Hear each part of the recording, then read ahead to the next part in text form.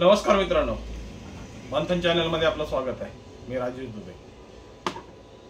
कसं आहे की आयुष्य जगताना प्रत्येक गोष्टीमध्ये आपण नेहमी सत्व आणि चांगले मार्ग शोधतो। ते मार्ग आपल्या जीवनाला सुखकर आणि सरळ मार्गी आपल्याला जीवन व्यापन करण्यासाठी प्रोत्साहित करतात। आपण सगळी संसाराची जी गाडी आहे ना, ती एका दिशेने आणि सरळ एका विशिष्ट ठिकाणी पर्यंत म्हणजे प्रगतीच्या मार्गापर्यंत पोहोचण्याचा प्रयत्न करतो। आणि यामुळेच आपण सर्वसामान्य माणसं म्हणून ओळखले जातो। कारण आपल्यातल्या गरजा, आपल्यातली उमेद आणि आपली जी प्रगती आहे ना, हे आपणच ठरवतो।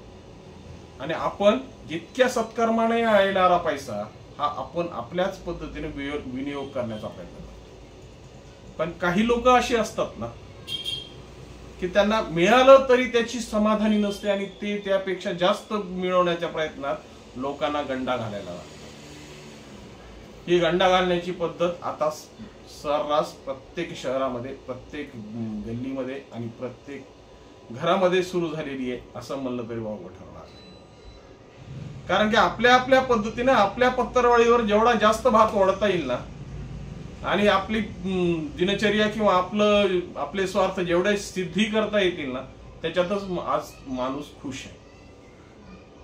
असाच काही प्रयोग ज्ञानराधा मल्टीस्टेट कोऑपरेटिव्ह सोसायटीच्या संदर्भात मला अनुभवायला मिळाला। कारण ज्यावेळेस ज्ञानराधा मल्टीस्टेट कोऑपरेटिव्ह सोसायटीचं प्रकरण हे हाताबाहेर गेलं आणि ज्या पद्धतीने सुरेश कुटे यांनी धडाधड आपल्या पतसंस्थेच्या शाखेंना कुलप लावायला सुरुवात केली, लोकांनी त्या संदर्भात पोलिसांकडे धाव घेतली, त्यावेळेस पोलिसांनी शांत भूमिका घेतली आणि संयमाच्या माध्यमातून यांचा प्रश्न सोडवण्याचा प्रयत्न केला। सगळ्यांनाच वाटलं की पोलिसांची भूमिका योग्य आहे, कारण की एकदा न्यायप्रविष्ट विषय झाला ना की या विषयाला सोडवणं इतकं शक्य नसतं। आणि त्यामुळं कुटेंच्या संदर्भात बीडच्या एसपी नंदकुमार ठाकूर यांनी एक समन्वय समिती म्हणजे शिष्टमंडळ तयार केलं। खऱ्या अर्थाने या सगळ्या गोष्टीची या शृंखलेत तरी गरज नव्हती, पण कसं आहे, नुकसान दोघांचंही होऊ नये। सुरुवातीला सगळ्यात जास्त विचार ठेवीदारांच्या बाजूने होतोय असं आपल्याला भासवण्यात आलं, परंतु हे भासवलेले विचार आता कशा पद्धतीने ठेवीदारांच्या अंगलट येत आहेत ना, याची प्रत्येक गोष्टीची प्रचिती आता प्रत्येकाला क्षणोक्षणी येऊ लागली। कारण की आज म्हणजे मी तुम्हाला जे सुरुवातीला थोडंसं बोललो, तुम्हाला वाटलं असेल की मी तात्विक बोलतो, कारण की नाही, हा विषय तात्विक नाहीये मित्रांनो। हा विषय आपल्या जीवनाचा आहे, आपल्या सरळ चालण्याचा आहे। आणि जेव्हा आपण सरळ मार्गी चालतो ना, तर आपल्याला अशा हातखंड्यांची गरज पडत नाही, पण आता कुठेंना या गोष्टींची गरज पडू लागली। आणि खास करून या कुठेंच्या या पद्धतीच्या कारवाया आता चालू आहेत ना, त्यावरच चिडून हे पद्धतीने बोलतोय। कारण की प्रशासनाच्या माध्यमातून जी काही त्याला पाठराखण होते ना, ज्या पद्धतीने त्याची त्याला वाचवलं जातंय ना, त्या वाचवलेल्या भूमिकेतच आता माझे डोकं सुन्न व्हायची वेळ आली। अर्चना कुटेंनी आपलं अग्रिम म्हणजे अँट्रीसेबेटरी वेल साठी हायकोर्टात धाव घेतली आणि त्यांची 1 तारखेला त्यांच्या अँट्रीसेबेटरी वेलच्या संदर्भात सुनावणी होती। पण म्हणतात ना की पैशावाल्यांचे सगळे काही फंडे चालतात। म्हणजे नेमकंच काय घडलं असेल असं की जी 1 तारखेला सुनावणी होणार होती, ती सुनावणीची तारीख आता 8 ऑगस्ट देण्यात आली। म्हणजे हा स्पॅन वाढवलाय, पोलीस कारवाई करायला तयार नाहीयेत। यशवंत कुलकर्णी, अर्चना कुटे आणि त्यांचं बाकीचं जे संचालक मंडळ आहे ते मस्तपणे मोकळ्या पद्धतीने फिरतंय आणि आज ठेवीदार फक्त आंदोलन, पोलीस स्टेशनच्या पायऱ्या आणि एकमेकाला सांत्वना देण्यातच आज व्यस्त आहे। तर या पद्धतीच्या जेव्हा कारवाया आपल्या विरोधात होतात ना, तर तेव्हाच मला एक गोष्ट आठवते, धटाई खाई मिठाई आणि गरीब खाय कचांडे। जेव्हा धटाई येते ना, पैशाचा नाज येतो ना, तेव्हा प्रत्येक गोष्ट आपण आपल्या पद्धतीने लावली जाते ना। आज लक्षात घ्या, या सगळ्या पैशाचे सोर्स हे आपण आहेत। एका काळामध्ये आपण ज्या पद्धतीने पैसे गुंतवत गेलो, यांच्या डॉलर बघून, यांच्या विश्वास बघून, यांच्या शाखा बघून, परंतु आज या शाखेचा उपयोग हे आपल्याला चुना लावण्यासाठी कुठेंनी सुरू केलाय। यशवंत कुलकर्णी ज्या पद्धतीने मोकाट फिरतोय ना, त्याचं कारण हे हाच पैसा आहे. काही जणांनी तर त्याचे काही गोष्टी पोलीस यंत्रणेपर्यंत पाठवल्या, परंतु आता 3 गोष्टीवर आता हे कुठे प्रकरण आधारित आहे. एक साम, दुसरा दाम आणि तिसरा दंड आणि चौथा आहे भेद. आता या सगळ्या गोष्टीचा त्यांनी पहिल्यांदाच भेदचा प्रकार वापर केला. भेद टाकून ठेवीदारांना नेहमी हातात खेळवत ठेवलं. एकमेकांमध्ये समन्वय येऊन नये म्हणून एकमेकांच्या बद्दल पाहिजे त्या पद्धतीने व्यापारपेठेत अफवा पसरल्या आणि त्यामुळं ज्या पद्धतीने केसेसचं प्रमाण व्हायला पाहिजे होतं ते केसेसचं प्रमाण आजही झालेलं नाही. तर दुसरा प्रकार जो घडला तो दाम असा घडला की ज्यांनी केस टाकली, जे कोर्टात गेले, जे 156 मध्ये गेले, त्यांच्यावर त्यांनी परस्पर मॅनेज करण्याचे प्रयत्न केले किंवा ज्यांनी थोडीशी धतिंग हा मुंबई शब्द आहे, पण गुंडगिरी करण्याचा प्रयत्न केला, दबाव टाकून त्यांना कन्व्हिन्स करण्याचा प्रयत्न केला, त्याचेही पैसे मिळाले. मात्र मेलाय कोण की मी जे सुरुवातीला वाक्य वापरलं की आपली जीवन परिक्रमा आहे ना, ती एका विशिष्ट रेषेमध्ये चालवणाऱ्या लोकांमध्येच आज सगळ्यात मोठा हा संभ्रम आहे. आज प्रत्येक जण एकच विचार करतोय ना, या सगळ्या सिस्टीम बघून, मला या सगळ्या यंत्रणा बघून एकच गोष्ट लक्षात येते की सगळे एकमेकाला वाचवण्याचा प्रयत्न करतात. याची प्रचिती मिळाली ती हरिभाऊ खाडे यांना मिळालेल्या जामिनातून, जी एवढी मोठी रक्कम त्यांच्या घरातून जप्त करण्यात आली, एवढे चांदी आणि सोन्याची दागिने जप्त करण्यात आली, जमिनीची कागदपत्र जप्त करण्यात आली आणि हे सगळे हातात पुरावे मिळून सुद्धा चार्जशीट न दाखल झाल्यामुळे जर हरिभाऊ खाडेंना जर जामीन मिळत असेल ना, तर खरंच हा प्रश्न आता यंत्रणेवर येऊ लागलेला आहे.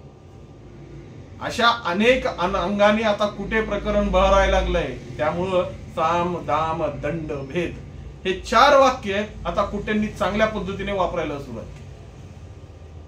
उडत उडत माझ्या कानावर एक गोष्ट आली की काहीतरी एका त्यांच्या हितचिंतकाने एका सदग्रस्ताला फोन करून धमक्या द्यायला सुरुवात केली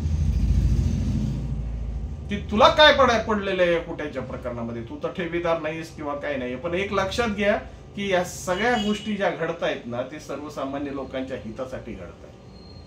ज्या पद्धतीने कुठेच्या हितासाठी तुम्ही शिष्टमंडळ निर्माण केलं ना साहेब, त्याच पद्धतीने आता ठेवीदारांच्या बाजूने उभे राहा आणि जे आज हे मोकाट फिरणारे यशवंत कुलकर्णी आहेत, अर्चना कुटे किंवा या बँकेचं संचालक मंडळ आहे किंवा चंदुलाल बियाणी असेल, साईनाथ परभणे असतील, यांना गजाआड नाही केलं ना, तर या प्रक्रियेतला खरा एक भाग कायमस्वरूपी असाच प्रताडित राहील आणि त्यामुळेच म्हणण्याची वेळ येईल की धटाई खाई मिठाई आणि गरीब खाई गचांड आहे. त्यामुळं मित्रांनो, आजही ही जी प्रक्रिया आपण जगतोय, फक्त स्वातंत्र्य आणि आपल्याला लोकशाहीचा मार्ग फक्त हा लावलेला फक्त एक तुरा आहे. आजही आपल्याला गुलामीच आहे. आपल्याला मिळालेला न्याय आपल्याला भोगता येत नाही, हाच सगळ्यात मोठा दंड आहे. आणि याच गोष्टीमध्ये आज प्रत्येकाने आत्मनिरीक्षण करून आपला या आपल्यावर आलेल्या या गंडांतराला कशा पद्धतीनं सलोख्याने आणि एकत्रितपणे येऊन निस्तारता येईल ना, याकडेच लक्ष दिलं पाहिजे. खऱ्या अर्थानं ना, शासन सुद्धा याच्यात तेवढंच इन्व्हॉल्व आहे. याच्या संदर्भातल्या काही घटना माझ्या हाताला लागलेल्या आहेत आणि या सगळ्या गोष्टीची एकत्रीकरण माहिती असणं थोडी अपुरी असल्यामुळं आजचा व्हिडिओ त्याच्यावरच होता. परंतु हा व्हिडिओ न सादर करता आज या ज्या पद्धतीने हरिभाऊ खाडे, अर्चना कुटे, यशवंत कुलकर्णी यांच्या संदर्भात जी प्रशासनाची भूमिका आहे ना, त्या भूमिकेवरच आज मी बोलतोय. आज प्रत्येक गोष्ट ही शंकेच्या दाढेखाली लपलेली आहे, दडलेली आहे. कारण की संभ्रमित झालेला हा समाज कशा पद्धतीने सामाजिक परिस्थितीमध्ये आपली पुनर्भूमिका तयार करील, हाच मोठा प्रश्न आहे. मोडलेले संसार म्हणजे ते कणा या कवितेच्या प्रमाणे ज्या पद्धतीने नेहमी पूर येतात आणि हजारो नदीच्या ठिकाणी असलेले घर उद्ध्वस्त होतात, अशाच पद्धतीची परिस्थिती आज प्रत्येक शहराची केलेली आहे. हजारो या आलेल्या ज्ञानराजाच्या संकटाने हजारो कुटुंब उद्ध्वस्त झाली.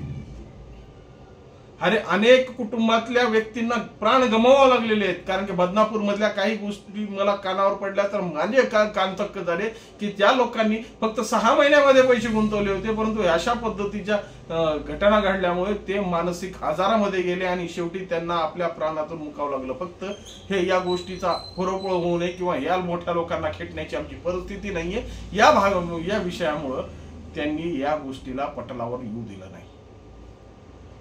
मग अशा पद्धतीने जर सर्वसामान्य माणूस जर घुटमळत असेल, सर्वसामान्य माणूस हा तरफडत असेल, आपल्या टाचा रगडत असेल आणि या पद्धतीचं जर लोकशाहीचं जीवन आपल्या नशिबी मांडत असतील ना तर या खऱ्या अर्थाने या लोकशाहीला लोकशाही म्हणलं पाहिजे का, हाच माझा प्रश्न आहे. आज प्रत्येक जण आपल्या आपल्या भौतिक गरजा करण्यासाठी यंत्रणासारखं पळतोय, ढोरांसारखं राबतोय आणि तरीही त्याच्या हाताला समाधान मिळत नाही. समाधान मिळाल्यानंतर ज्या काही गोष्टी आपल्या रक्ताच्या थेंब झिजून ज्या गोष्टी जमा केली जातात ते असे भामटे असे चोर आपल्या आयुष्यासाठी वापरतात. मग या सगळ्या गोष्टीचा तिटकारा शासनावर का येणार नाही? त्या भामट्यांना वाचवण्यासाठी तुम्ही शिष्टमंडळाची निर्मिती केली, पण सर्वसामान्य माणूस ठेवीदारांच्या संदर्भात तुम्ही आज फक्त मौन बाळगू नये आणि ज्या पद्धतीच्या टेक्निकल खेळ म्हणजे तांत्रिक खेळ तुम्हाला करता येतील त्या पद्धतीच्या तांत्रिक खेळामध्ये तुम्ही व्यस्त आहेत, कारण की मलिदा मिळतोय. या पद्धतीच्या कारवाया कृपा करून बंद करा, कारण की सर्वसामान्य माणसाच्या टॅक्स मधून जो मिळणारा पगार आहे ना, हा तुमचा परिवार चालवतोय, तुमच्या कुटुंबात या पैशाची गंध उडतोय, तुमच्या जेवणामध्ये याच प्रकारचे सुपीक वातावरण तयार होत आहे.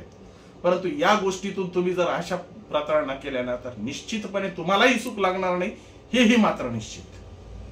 त्यामुळं आजही या परिस्थितीला जाणून खऱ्या अर्थानं ज्या उपेक्षित आहेत, जे वंचित आहेत, त्यांच्या पाठीशी उभे राहणं हे प्रशासनाची पहिली जबाबदारी आहे. त्यामुळं या सगळ्या गोष्टीच्या पडताळण्या करून सर्वसामान्याला कशा पद्धतीनं न्याय देता येईल आणि त्याची कष्टाची गाडी कमाई त्याला कशी परत करता येईल यावर जर शासनाने विचार केला ना तरच खऱ्या अर्थाने या लोकशाहीचा वापर झाला असं समजून नमस्कार.